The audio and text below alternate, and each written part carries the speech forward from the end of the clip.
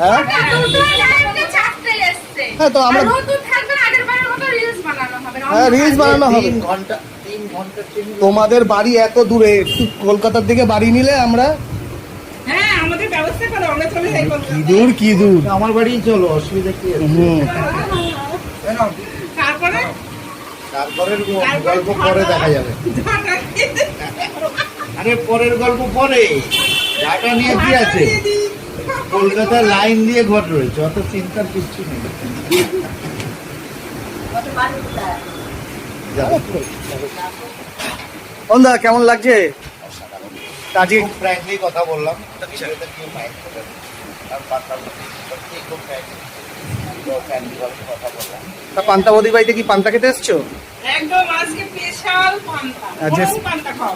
অরুণ পান্তা খাওয়াবে অরুণদা। স্পেশাল, বৌদি যেটা আমি কাউকে খাওয়াই না। ঠিক ঠিক ঠিক বলো। উনি ভালোবাসে আমার যেটুকুই খাওয়াবো। না সে তো অবশ্যই, তাও আমি জিজ্ঞেস করলাম।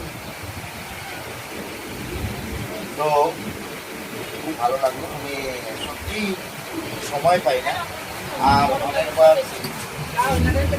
এই যে বলছে গরমের মধ্যে এসেছে বাবা, এই যে না দাদা, এই তুমি না হ্যাঁ হ্যাঁ ঠিক আছে, রাখো না আমাদের বলতে বন্ধা কোল্ড ড্রিঙ্কস খাও। তো বলো। এই মানে মানুষটাকে একটু ডিস্টেন্সে থাকি না, ওই জন্য। আর তুমি তো জানো আমার ব্যস্ততা, একদম প্রচুরভাবে ব্যস্ত থাকি, যার জন্য কালকে শুটিং স্পট ছিলাম।